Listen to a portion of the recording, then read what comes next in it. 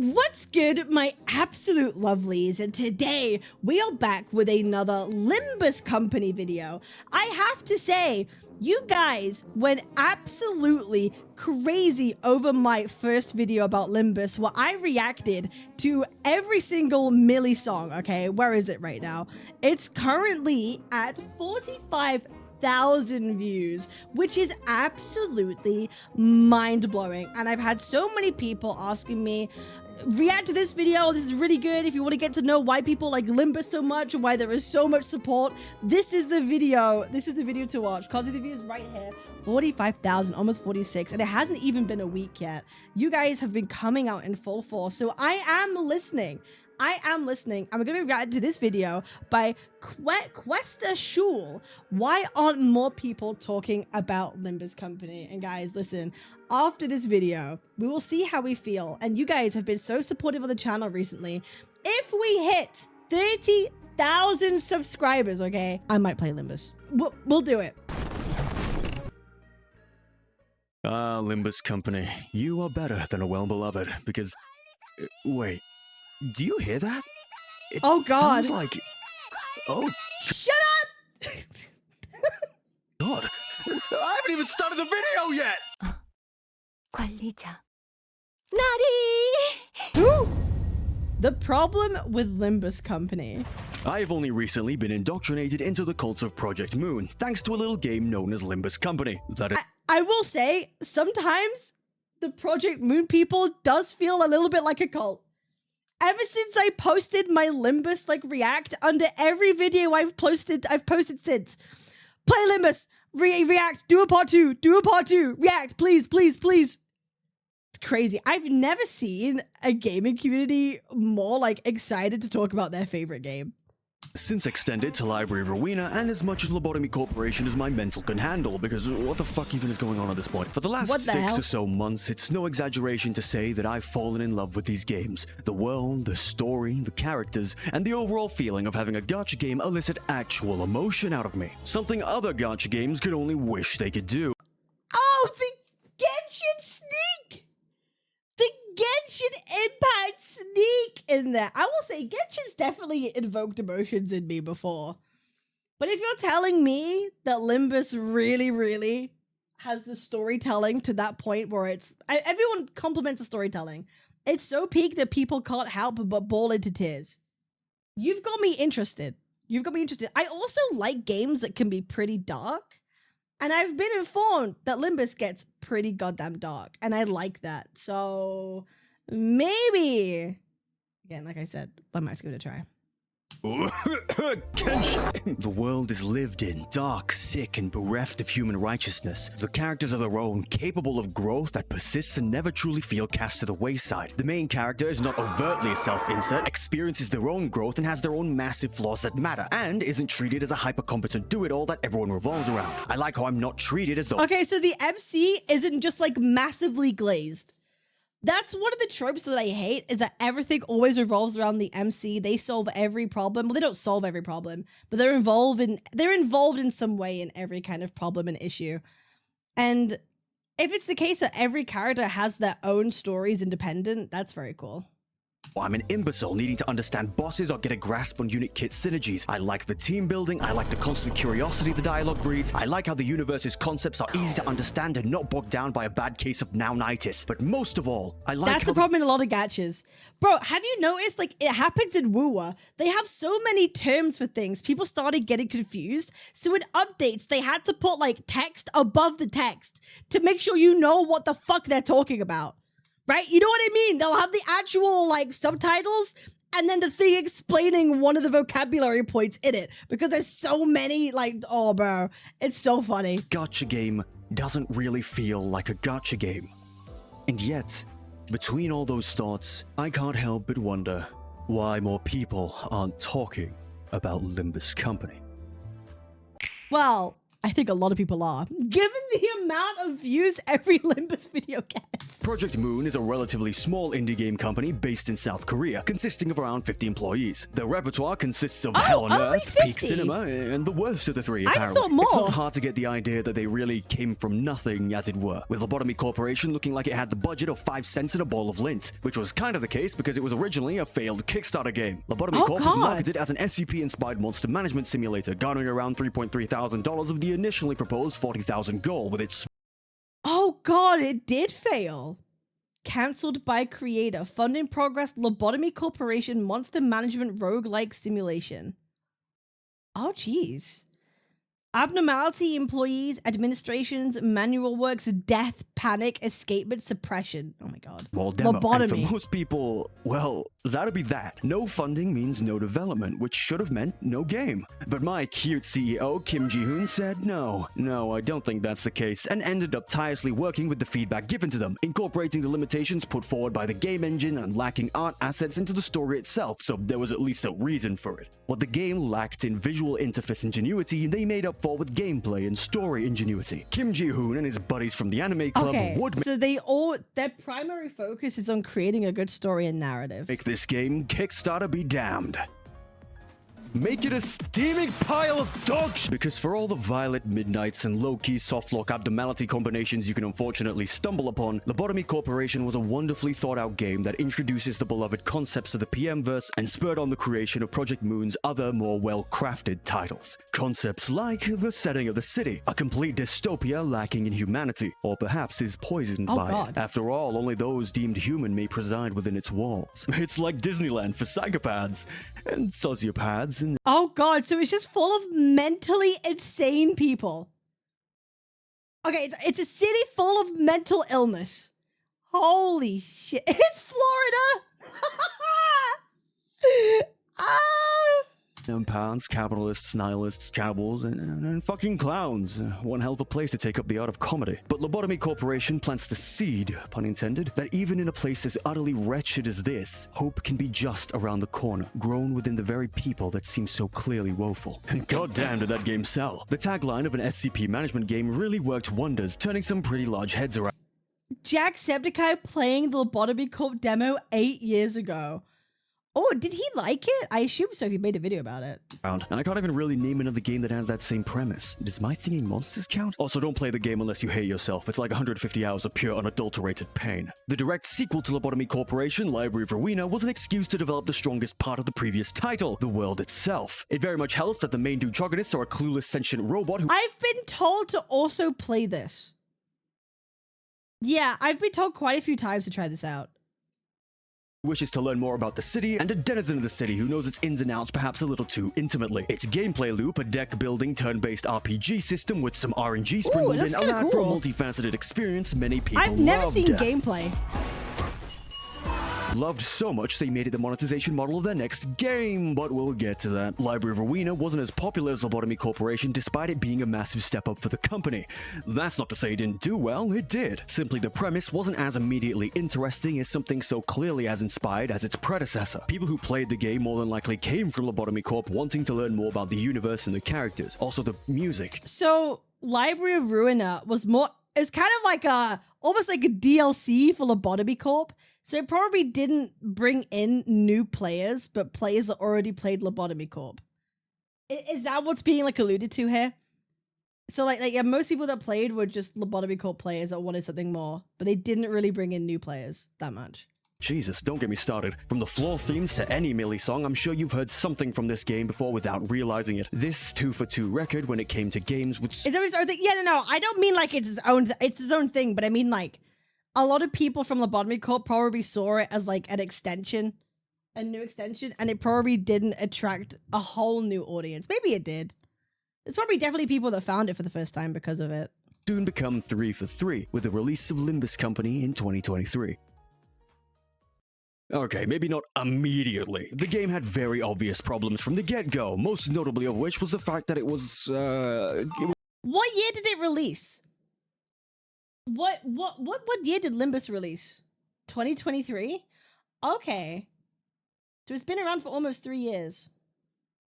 Gotcha. Ugh, the word causes a deep stirring in my loins, and not the good kind. If you've been paying attention, you'll have noticed that Project Moon was known for its story-driven single-player games, not gotcha. There is a difference. Oh when the God, factorial the slop of tech gotcha tone, is so no. prevalent with its countless little practices made to waste both your time and your money, the caution the fanbase had Love and deep space. Wait, what do you mean waste your time and money? so prevalent with its countless little practices made to waste both your time and your money. Why did you have to bring up Love and Deep Space for that, What a bitch! Yo, What a Kev! nasty, vile fucking cunt! Yo, Kev, I appreciate it. Hope you're alright, man.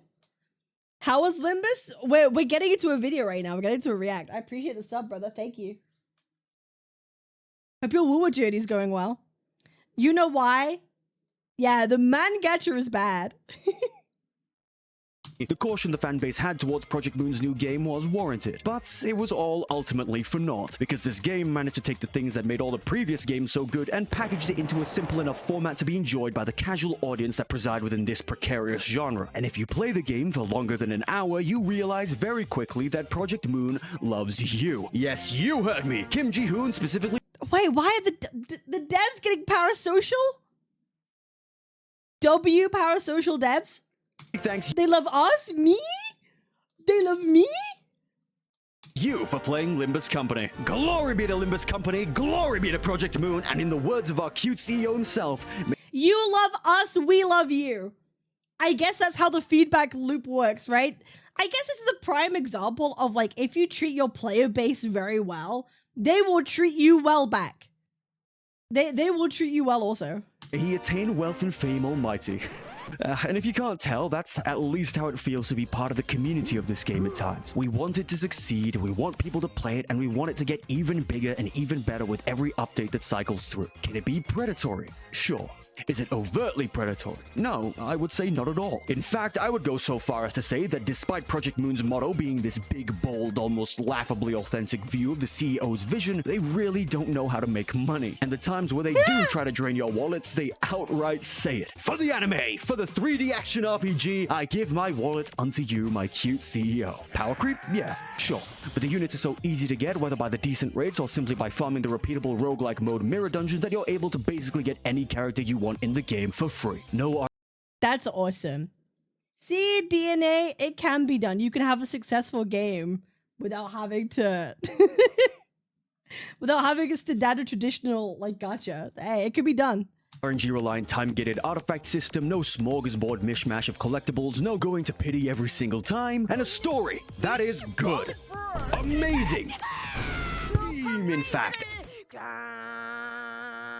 absolute goddamn cinema. And this is why I made the distinction between a gacha game and a single-player game. Because while many bigger gacha games can suffer from Oh god, Yinlin.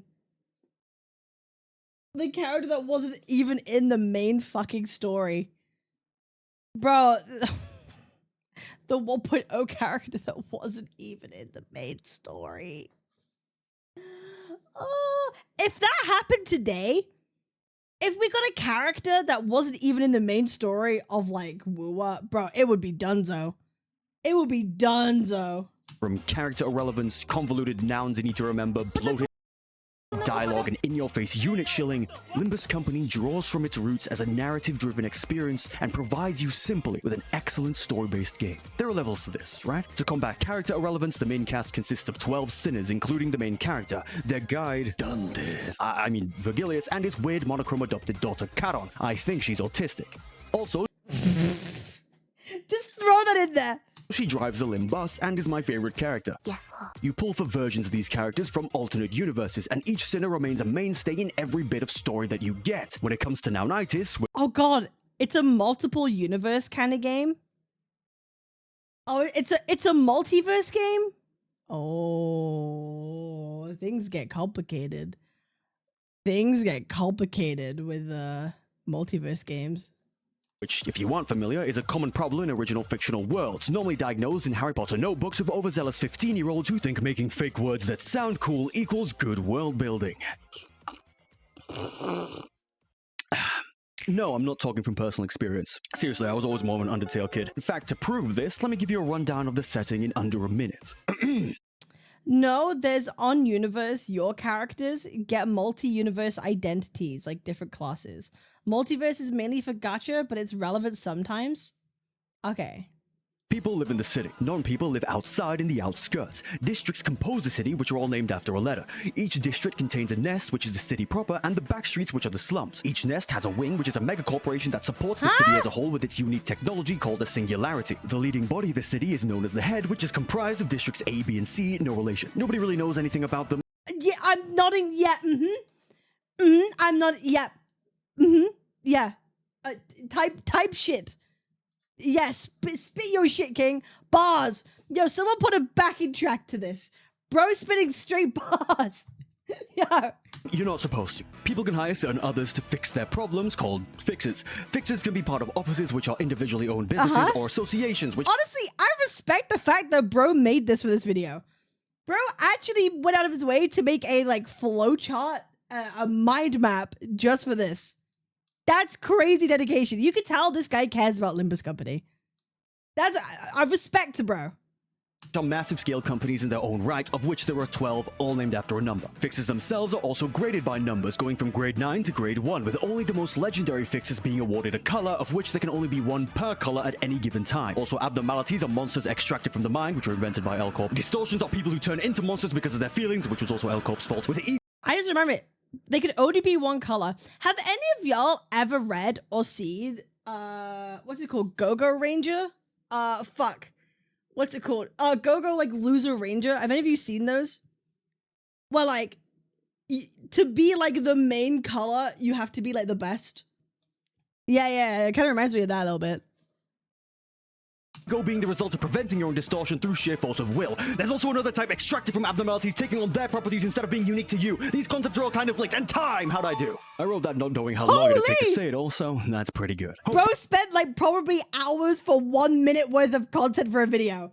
W dedication. You got all that, and if you still think that's confusing, I challenge you to do the same with your favorite gacha game and still make it comprehensive. What Limbus does is make all the keywords commonly used ones, so you can intuit their meaning and form a proper mental connection between the word and the position in the setting. The physical world makes use of bird imagery and letters, the human system works on numbers and colors, not foolproof, but you get what I mean. The worst it gets is with Lobotomy Corporation with things like encephalin and Kagito, various other SCP-style jargon, but that's isolated over there and doesn't much affect Limbus. Units also... Listen, that kind of jargon I don't mind as long as it's, like, interesting and kind of makes sense.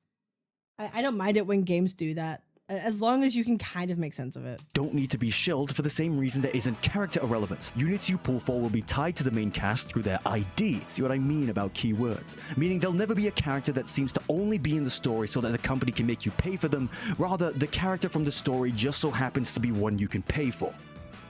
They do that in Love and Deep Space, because, like, in Lads, there's only, like, 5 guys that you could pull for, but they have alternate versions. So you can keep telling their stories in different ways throughout, but you still get those attachments to, like, those characters. I think that's I like that. I really like that way of storytelling, because it lets you continue with characters over a long period of time and lets you get accustomed and acclaimed to them. Like, I do like that. Bloated dialogue? Well, it depends on your definition. If we're talking about Kanto 4, I mean, and I'll get into this in my next section where I talk about why I think this game probably isn't as big as it deserves. Is the dialogue bloated? No. It flows like a conversation. Characters stay true to their development or current temperament. Character interactions are through the wazoo, but there is quite a lot of it. Is it needed? I'd say so, yeah, but I know many a person who'd rather it wasn't so verbose or lengthy at times. For example, Kanto 8 is probably the longest Kanto released so far, surpassing that of Kanto 4 easily, yet I don't feel as though it's as long. You know? How long does it take to get through the story of Limbus right now?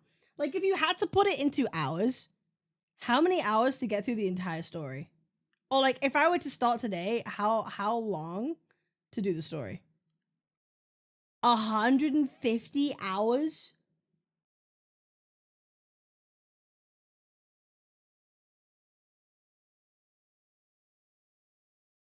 With reacting, I'd say 80.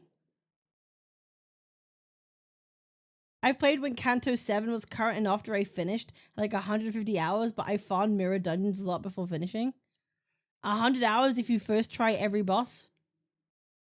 Oh my goodness. Longer than Arknights? 100 hours? I started 3 weeks ago. I just finished Canto 9. Oh boy. This might be a slow burn for me then. Especially when you're doing that dungeon in the middle. That whole section was absolutely amazing. It felt like the end of the canto itself, despite us only being halfway through. I believe Limbus Company does gacha the right way. Yes, it's a gacha to make money. Yes, it's a little predatory, but at its heart, it's a video game. It's an experience. It's a story. And that comes before the attempts Project Moon makes to rake in the dollars. You can say whatever you want about companies being all inherently evil, but at the very least, when one is authentic and honest, it breeds a kind of respect almost equivalent to loyalty. Because no, it is. Again, you treat the players right, the players will treat you right every single time. And I'm so sick and tired of a lot of modern day games where they treat like the community like just fucking pay pigs. Just people that will open up wallets for a game. They don't actually care about what community wants. They don't engage with the community. CEOs and board members feel like lifeless, soulless fucking corpos in so many games that we have these days. It honestly is very refreshing to see CEOs of game companies actually like just be honest and outright and get involved and interact with communities. Like you do get rewarded with like a loyalty, and I like that. that's what it feels as though Project Moon, the indie video game company, wants, not your wallet. And nothing is more authentic than going live as the CEO of your company with your VTuber model, playing your own roguelike mode, and feeding your most hated unit to the man-eating Christmas goblin. Yeah, you can't see, but like, bro is actually a VTuber. That's so adorable. Because you regret making him so strong. With all my praise out of the way, I think it's about time I talk about the game's shortcomings, at least when it comes to general popularity and widespread appeal. While I am very much aware that PM is much more than Limbus Company, it's their most profitable investment, so I'm going to keep the scope limited to that game, if you'll forgive me. I'll keep it simple. Limbus Company doesn't turn heads, for the same reason that Library of Arena didn't turn heads. Despite it being low-key inspired by famous pieces of literature, let's be real, nobody gives an absolute flying fuck about Wuthering Heights, Moby Dick, Crime and Punishment, Damien. What? This is just gay erotica. Oh, wait, that's the Wattpad version. Apparently the real one's not so far off. LobCorp was SCP-inspired, tapping into the immense online presence of the SCP Foundation's community, whether it be the die-hard fans and cult— Damn SCP. Everywhere I go, SCP everywhere, bro. I just played a game, Control, that has a lot of SCP elements in it. It's literally everywhere, dude. Following other general knowers, as it were. Limbus Company doesn't have that privilege. Well, unless you count on your fingers the members of your nan's book club. Further expanding on that, the general aesthetic of the game isn't one you'd typically call attractive. Perhaps to a certain audience, I will say the art style is and was a bit of a turnoff for me. I'm not gonna lie, I never really found the art style of Limbus Company like appealing. It was something that was a bit of a turnoff for me. I know that might be you know, y'all might like it, y'all might love it. Yeah, for me it's not something that it's something that I cling to personally.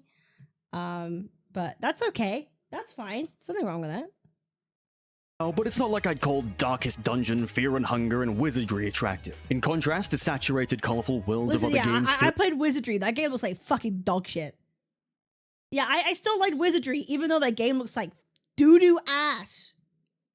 To the brim with glitter, lights, and rainbows. The only set of colors you'll see in Limbus Company are whatever a person's guts look like as they splatter all over your screen. Much like the setting, the aesthetic is drab and depressing. Grays, whites, and black overpower much of the scenery, and where it doesn't, sterile whites in areas like the nests contribute to the powerful dystopian nature of a divided populace united only in the ways of making one another suffer. And if we're talking about how things look, I can pivot over to the gacha game equivalent of jingling keys in front of your face. Fanservice. Limbus has practically zero, in the sexual sense at least. W! A game that just cares about its fucking story and doesn't like sell you on characters just based on them being ooga booga sexual. Look at my boobies. I like that. There's actually a lot of fan service, as in if you're a fan of the studio's works, you'll like a lot of the plot lines brought up in the game, but Limbus Company isn't exactly the type of video game you'd call Guna fuel. Ugh, I hate that word. Fuck you, They Game had Grumps. drama? Wait, they actually had drama because of no fan service? That's hilarious. That's hilarious. How dare they not show me these characters' tits? How dare you? I need to see woman boobies now. No, just enjoy the game. I kind of like that they didn't bow down to that because that just reinforces the kind of community that you want that cares about the actual game itself. Because imagine if they did. Imagine if they did bow to that whim and they made lots of fan service. Suddenly you'd have a lot of people playing, not because they cared about the story. And they wouldn't push for it as much. That's why I think it's so important if you're a developer to kind of like stick by what you like believe in. Stick by what you believe in.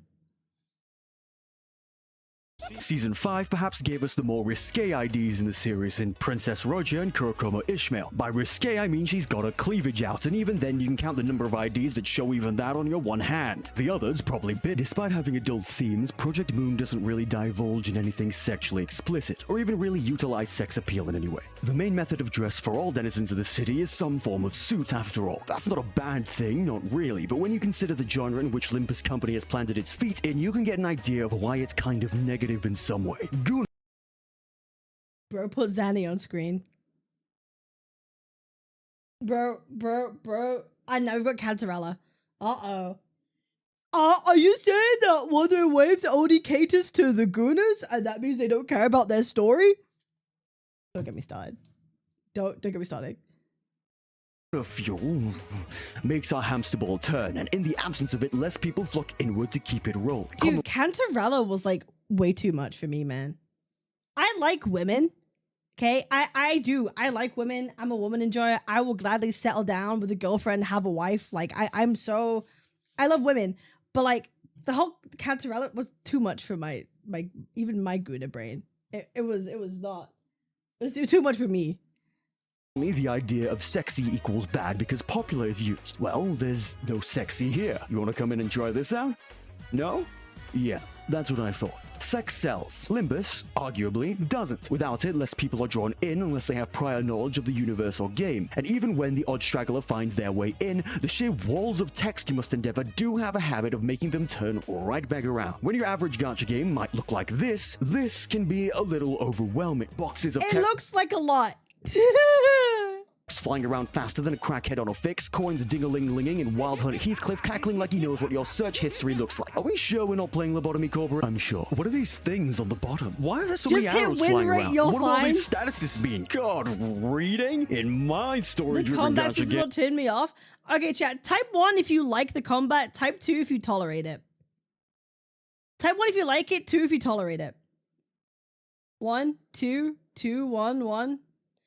Okay, there's a couple 2s. 3, I quit because of it. Oh, really? Better than HSR?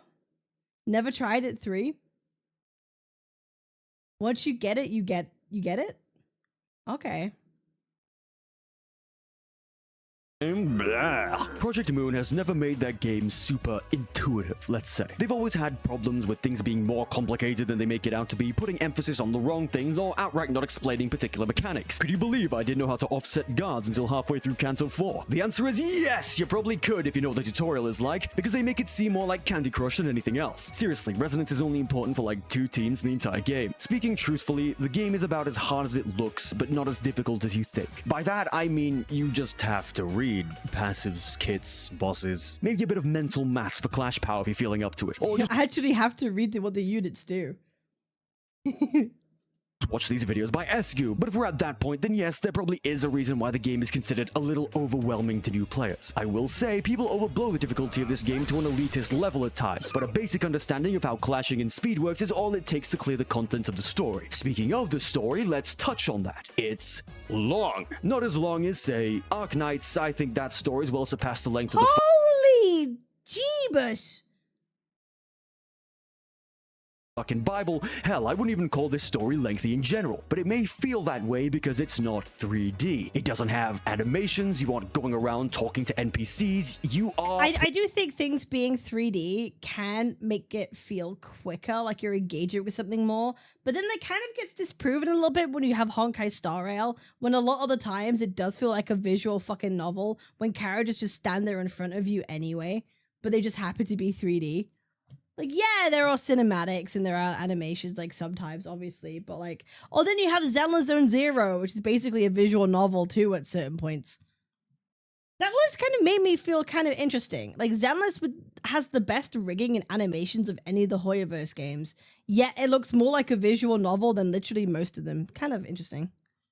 Playing a visual novel with combat nodes in the place of choices. What gets you through that is the interest hopefully bred through the concept of the universe and a connection to the characters and the will to see their stories and development. It does suffer a little from the gacha game curse of only getting good halfway in, but it hardly takes any time relatively. Canto 1 suffers from being the first Canto and so needs to establish character dynamics, villains, stakes, etc. Canto 2 suffers because the main focus character doesn't really resolve anything by the end of it, and Canto 3 is where the game really hits its stride and oh god! Oh no, this kind of reminds me of people saying, like, just watch this anime, this 1,000 episode long anime, I promise it gets good halfway in. But to get there, you've got to get through like 30 hours. Oh boy, like I could play like 2 whole other games. I could play 2 whole other games rather than go through something. It's still a lot better than other gachas. Canto 1 is D and I call it peak. Him put a C is like a B for normal gacha. Okay. Canto 3 is actually great. It's just lower than other Cantos. Okay. Finds its formula. The sinner must wholly confront their past, face their trauma, and realize themselves by the end of it. If you're a Project Moon fan, you know that this is a recipe for success. Canto 4 is long, wordy, but emotional. Canto 5 is hate-filled, aggressive, but hopeful. Canto 6 is sad, dreary, but resolute. Canto 7 is cynical, crushing, but uplifting. And Canto 8 so far is just as amazing as its predecessors. Dare I say, maybe even the best delivered despite its length. But for a casual audience, what most are looking for isn't an amazing piece of narrative writing. They're more concerned about hype moments and aura. Think Solo Leveling beating out Freerun or Apothecary Diaries. Hell, even the new series of Bleach. More relevant, think Wuthering Waves, whose appreciation is admittedly skewed by just how cool Rover is. A majority of people don't want. As a professional Kurobot, I can't take this slander, man. Bro, as a professional Kurobot, I have to, by law, can't take this slander. Hold up. Apothecary Diaries. Hell, even the new series of Bleach. More relevant, think Wuthering Waves, whose appreciation is admittedly skewed by just how cool Rover is. Bro, don't pretend like your ass wasn't getting kicked 2 minutes ago. Listen, Rover's a cool character. Rover's my favorite character in WoWa. A majority of people don't want this, they want this. And while that's a-okay and fine diddly-do, it... Saying WoWa doesn't have a good narrative is also kinda sussy. Does have good visuals though, that is true. Is a little disheartening. And perhaps greater than all those points is this one. Project Moon has no representation in the West. Now, let me correct myself. There is representation in the West, just not conventional representation. I'll get to it. Have you ever seen a Limbus Company ad? A Limbus Company sponsor? Maybe once, if you're lucky, like a whisper in the wind. Marketing, apparently, isn't Project Moon's strong suit. That much is clear if you ask a casual gacha player if they know what Limbus Company is. I'd give it like a 30-70 shot. This isn't a fair comparison, but I'm gonna make it anyway. I've seen Ju Yuen's ass enough times on my desktop. Holy cake! To make me fear what Google thinks of me as a person. I've seen Faust. Actually, I haven't, because they don't do ads. Not only that, but Limbus is only in Korean. No English dub. It's in Korean. Honestly, okay, I'll be real. I played Limbus like 1 time on stream for like an hour. And I stopped because like hearing the voices and then having to voice it again and read it was like kind of annoying to do. I'm sure the VA is great, but doing it for stream was like kind of draining. If I were to play Limbus again and actually play it, I think I wouldn't voice the character. I think I would just like read it. I don't know. I still think that makes for a good stream experience though. People don't want to play it because it's in Korean and only in Korean. I know this because it's the reason I originally didn't play the game. And while it's not an issue for me anymore, I love the Korean voice acting actually. Anime adjacents will have a harder time integrating themselves, which, let's be real, are the main audience for gacha games. Project Moon doesn't push for this game for whatever reason. I wholeheartedly believe Limbus can be the gacha game. Like how Genshin or HSR is the biggest. Like how ZZZ is the goonest. It's hardly predatory, offers probably the most interesting setting in all of gachas period, and feels unique in its themes and storytelling. However, with the lack of pushing, it remains under the wuthering waves.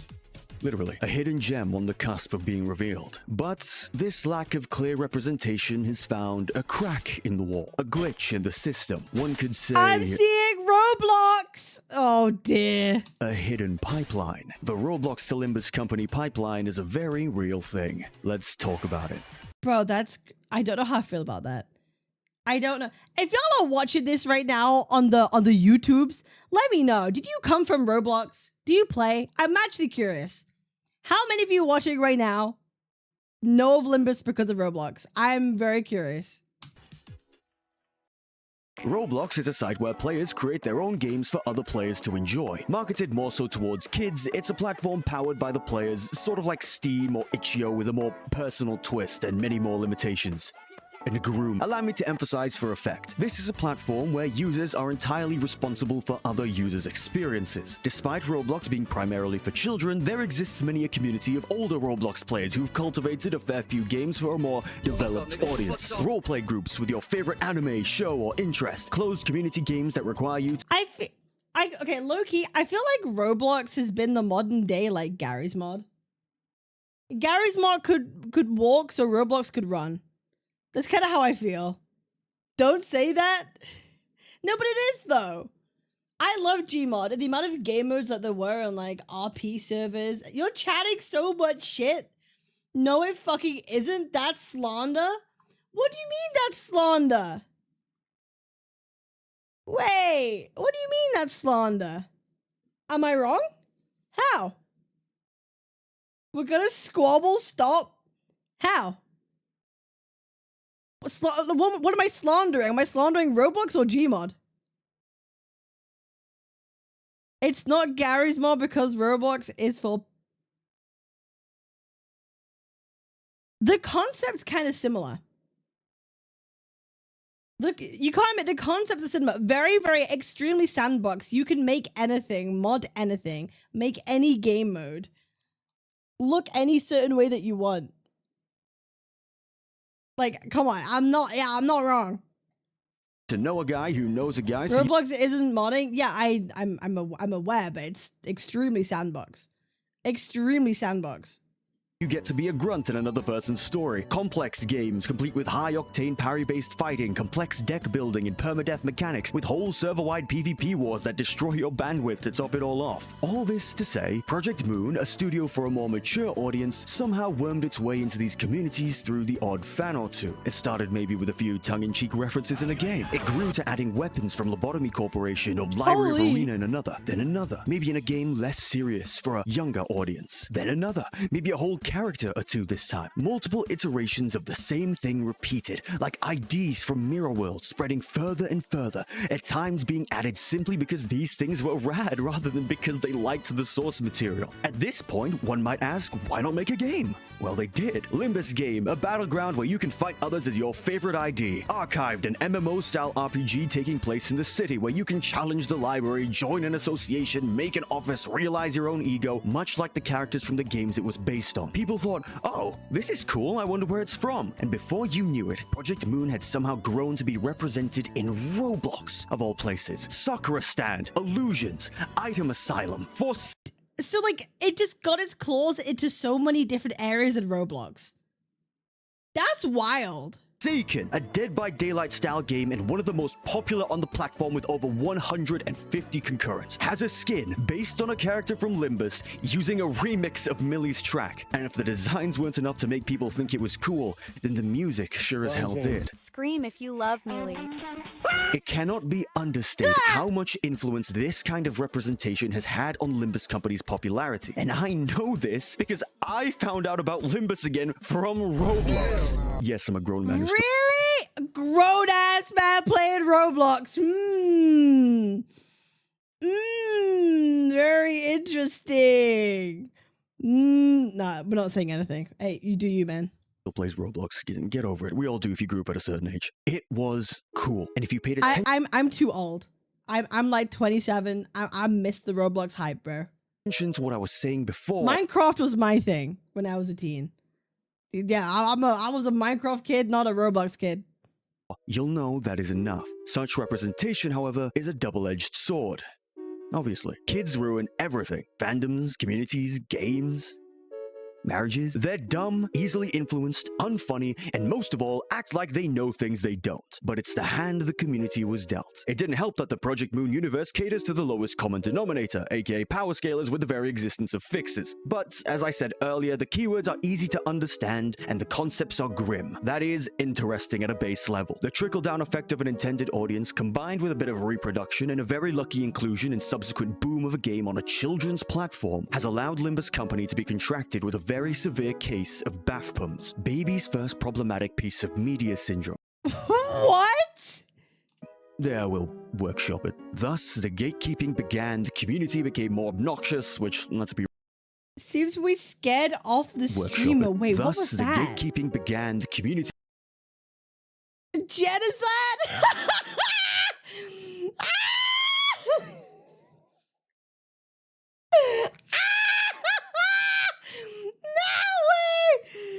So there's a streamer Genocide, and he's been genuinely enjoying Limbus for the last 2 or 3 weeks. Until today, where he bluntly said that he would most likely no longer stream Limbus. Why? Because our community just can't keep their mouths shut. We can't silently watch someone play a game. We need to be backseating and spoiler, not let people learn how to play the game, enjoy it themselves. Did this situation remind you of anything? Oh yes, this like situation with Evie, only this time we were even faster at starting annoying streamer on Canto 6. And the more I watch streams, the more I realize I don't want anyone streaming this game. It is better to enjoy it in silence and alone than to listen to unnecessary comments and interact with a community that cannot allow others to enjoy the game. People were spoiling and backseating hard. He still likes it, but they backseated him and spoiled him to death, and he actually cared about the game and story.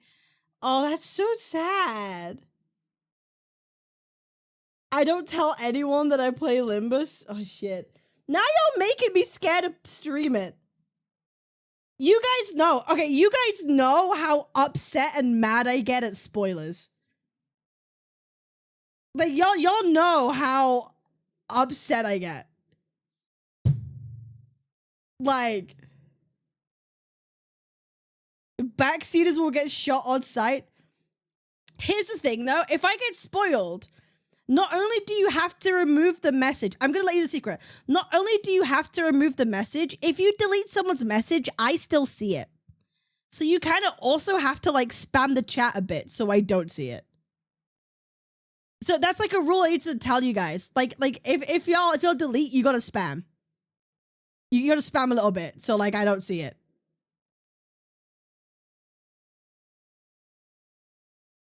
But that's unfortunate. He became more obnoxious, which, let's be real, you all were already, and a bad rep started to be guarded. We were, after all, refugees from Roblox. Not the greatest tag, I'll say. At least the memes got better. And yet, despite this double-edged sword, I could never really condemn my brethren because, in the end, we were what the community needed. We were the glue. No, we were the representation. Word of mouth. Younger fans, like it or not, are more zealous. They make for good cult material, perhaps to a detriment at times, but if Project Moon wasn't going to go the full 9 yards for their game, these ones sure will. They'll badger, they'll annoy, they'll backseat, they'll nitpick, they'll... Play Limbus! Play Limbus! Limbus! Cap! Cap! Play Limbus! Please! Please! Please! Please! quote, they'll shill this game, and I'm pretty sure half of them have never even played it. Should they even know about the game in the first place? Well, you know, but now we're gonna stop them. And that's sort of what I want to get at. Attention is only good for the community. I talked about sponsors. Well, Project Moon actually did sponsor someone. Shirakami Fubuki from Hololive. Yes, that one. Oh. In terms of representation, popular VTubers like Himemi Array and to a lesser extent Tenma Miami are stalwart bastions for the Project Moon games. Forgoing the facade of a pixelated visage, Lakari, notorious Blue Archive fan, played through... Oh no. Oh no. Oh where? Oh where? Oh.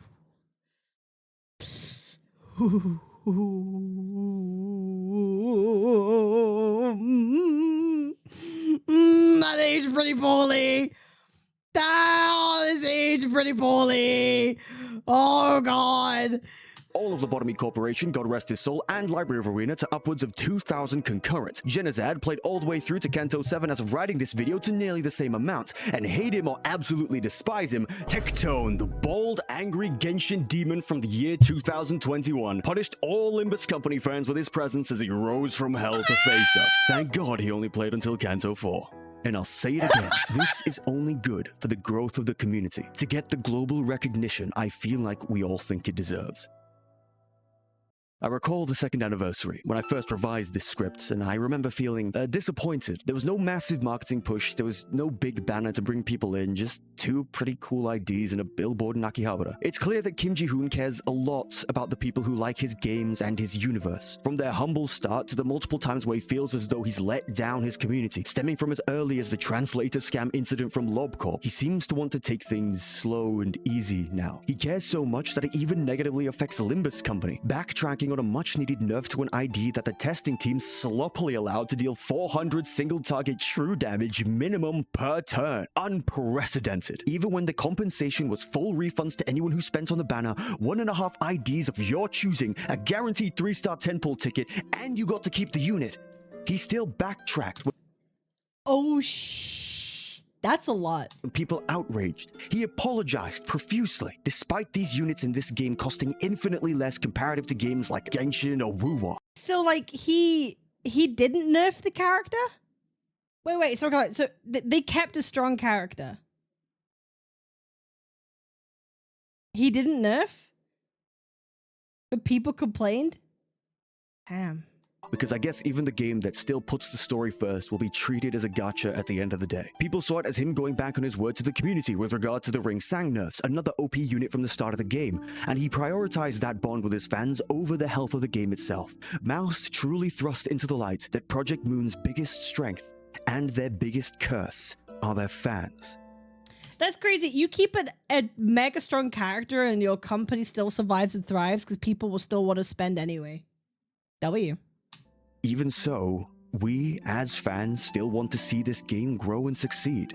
If Project Moon wants to take it slow with marketing and publicity and everything else, well, the people will take it into their own hands, on accident or otherwise, even if it garners a certain label at this point. And it is growing. It's about twice as popular as when I first drafted this script in early January. And how long when did this video come out?